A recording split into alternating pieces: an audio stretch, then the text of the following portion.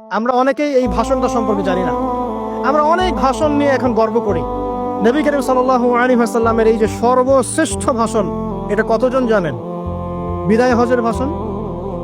কতজন জানেন বিদায় হজের ভাষণে নবী সাল্লাল্লাহু আলাইহি ওয়াসাল্লাম কি বলেছিলেন উম্মতকে?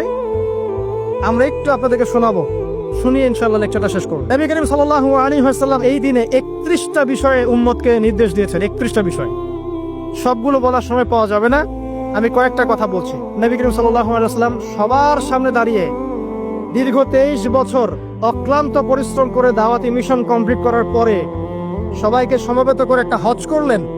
হজ করার পরে তিনি গুরুগম্ভীর কণ্ঠে বলছেন,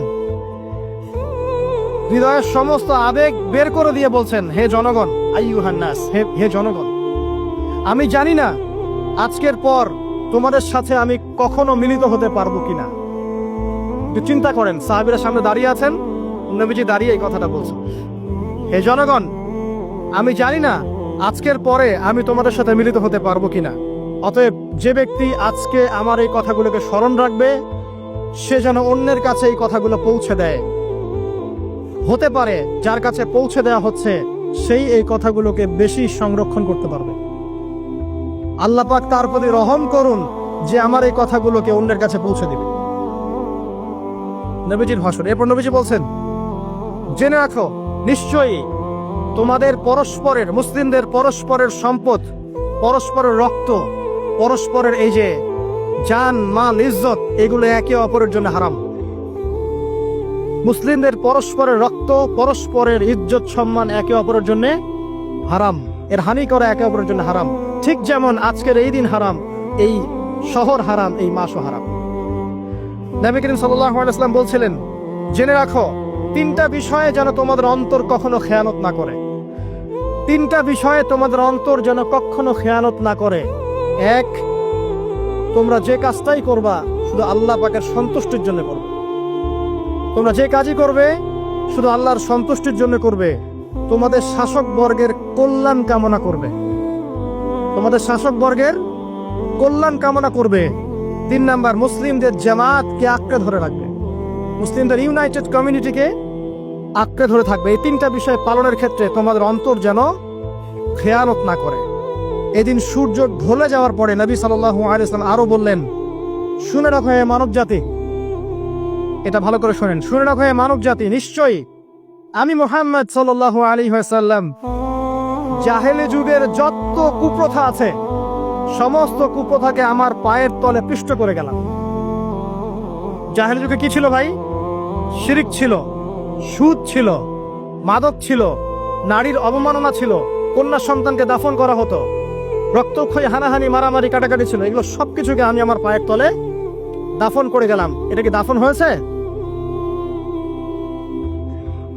তিনি বলছেন, নিশ্চয়ই আমি জাহেলি যুগের সুদকে আমার পায়ের তলে পিষ্ট করে যাচ্ছি। সর্বপ্রথম যার সুদ আমি পিষ্ট করছি তিনি হচ্ছেন আব্বাস ইবনে আব্দুল মুত্তালিব, আমার চাচার সুদ। নিজের পরিবার থেকে দৃষ্টান্ত স্থাপন করলেন। তিনি আরো বললেন, হে উপস্থিত জনগণ, তোমরা মেয়েদের ব্যাপারে সতর্ক থাকবে এবং তোমাদের স্ত্রীদের ব্যাপারে সতর্ক থাকবে, তাদের হকের ব্যাপারে সতর্ক থাকবে, কেননা তোমরা তাদেরকে আল্লাহর কালিমার মাধ্যমে হালাল করে নিয়েছো। অতএব তাদের ব্যাপারে তোমরা সতর্ক থাকবে। তোমাদের উপর তাদের হক হচ্ছে তোমরা যা খাবে, যা পরবে, তাদেরকেও তাই খাওয়াবে, তাই পরাবে।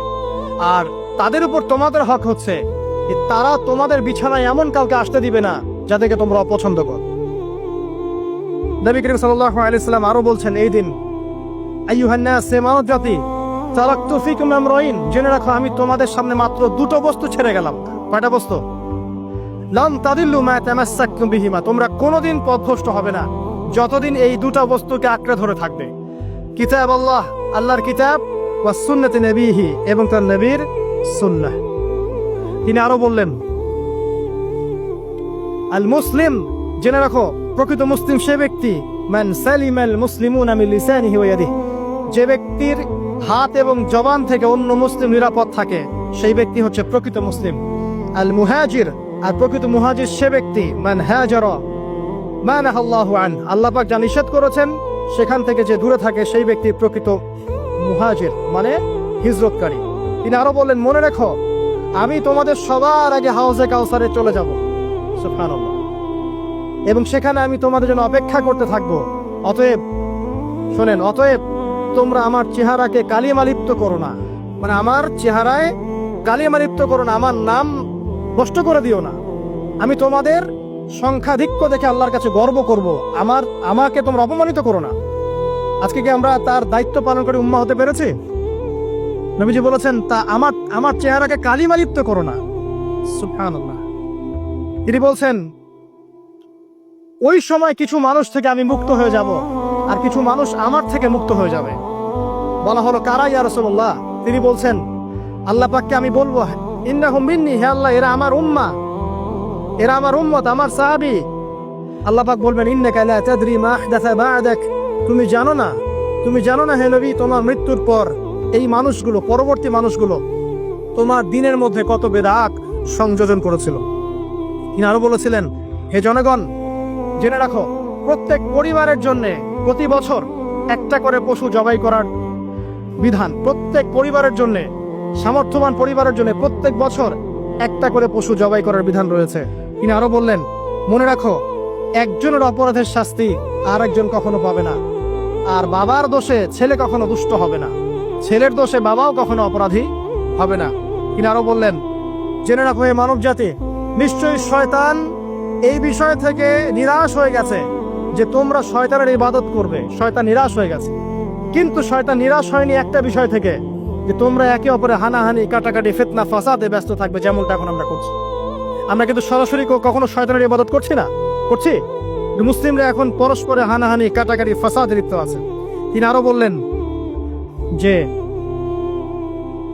একজন মুসলিমের জন্য হালাল নয় অন্য মুসলিমের সম্পদ আত্মসাৎ করা, যতক্ষণ না সে স্বেচ্ছায় খুশি মনে তোমাকে সম্পদ প্রদান করে। অতএব তোমরা একে অপরের প্রতি জুলুম করবে না। তিনি আরো বললেন, সাবধান, আমার ইন্তেকালের পরে তোমরা একে অপরের গর্দান উড়িয়ে কাফের হয়ে যেও না। সাবধান, আমার ইন্তেকালের পর তোমরা একে অপরের গর্দান উড়িয়ে কাফের হয়ে যেও না। তিনি আরো বলেছেন, একজন মুসলিম আরেকজন মুসলিমকে গালি দিতে পারে না। যদি একজন মুসলিম আরেকজন মুসলিমকে গালি দেয়, এটা হচ্ছে ফাসিকি। এবং একজন মুসলিম যদি আরেকজন মুসলিমের সাথে যুদ্ধ করে, এটা হবে এক প্রকার কুফরি। তিনি আরো বলেছেন, হে জনগণ, জেনে রাখো, আমার পরে কোনো নবী নেই, আর আমার পরে তোমরা ব্যতীত আর কোনো উম্মত নেই। এর চেয়ে স্পষ্ট কথা হতে পারে? আমার পরে কোনো নবী নেই, আর আমার পরে তোমরা ছাড়া কোনো উম্মত নেই। তাহলে আমরা যখন নতুন নতুন নবী বানিয়ে নিচ্ছি, কোনো কোনো ক্ষেত্রে বলছে একজন ব্যক্তি ছিলেন, সে নিজে ঈসাও ছিল, সে মাহদিও ছিল, সে নবীও ছিল। এবং দিন দিন মানুষ এই খাতায় নাম লিখাচ্ছে।